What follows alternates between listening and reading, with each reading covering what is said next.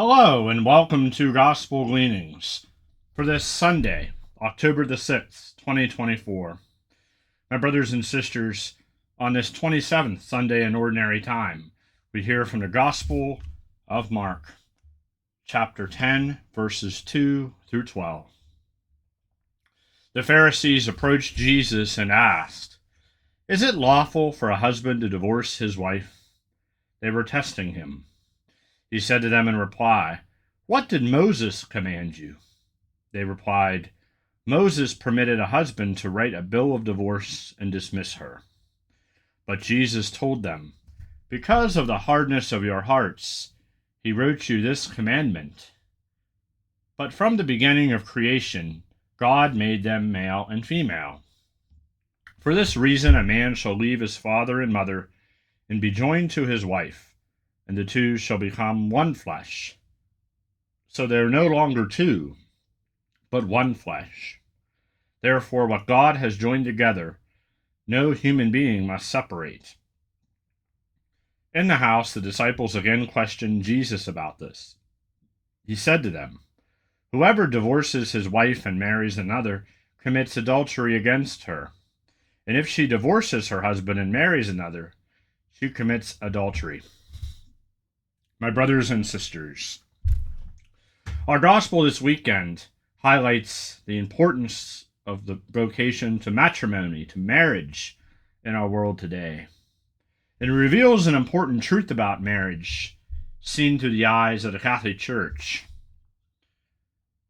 A man shall leave his father and mother and be joined to his wife, and the two shall become one. So what does that mean? That means that once a man and woman are joined sacramentally in the sacrament of matrimony, they cease to become two. They are one flesh. Now, they're still two in terms of physical nature, right? But we understand them to come together as husband and wife. They are one flesh. And this is important in a world that is so divided, because the unity of husband and wife mirrors the unity of Jesus Christ. It mirrors the love of his church.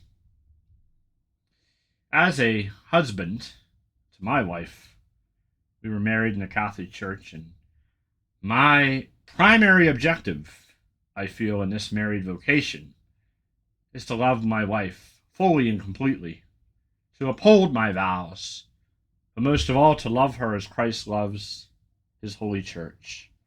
How can we love continually in a permanent way? We seek our example from Jesus Christ himself in the Eucharist. We can look to the Eucharist for that permanency of love, don't we? Because the love of Jesus Christ prevails in the Eucharist over and over again, even amid our sin and our failure. Jesus remains unchanging. He is the way, the truth, and the life, and his sacramental presence lives on. So when we sin against God, we can repent and change direction and begin again, knowing that Jesus has infinite mercy for us, but also gives us everything we need within the sacraments to be holy. That means within the sacrament of matrimony, the husband and wife receive every grace from God to live out that vocation, and it's meant to be to death do they part. I pray today in a special way for all married couples and those preparing for marriage in the Catholic Church, those that are seeking marriage in the Catholic Church, or perhaps having their marriage blessed in the Catholic Church, or just might be curious about the married vocation as it pertains to the Catholic Church. It is a powerful vocation, a vocation of love. It is a vocation that is not without its difficulty, not without its trial. But if we allow the love of Jesus Christ to enter into that vocation, in any undertaking that we do in our lives, we will find that he will give us what we need. He will give us the grace to repent when we fail. He'll give us the grace to continue and persist in love even when it's difficult. And we know, especially in family life, there are those situations where family members hurt us. Maybe our own spouse hurts us. Maybe emotionally we are wounded. But in the grace of the sacraments, we find what we need to forgive. We find what we need to become stronger in mercy, stronger in understanding.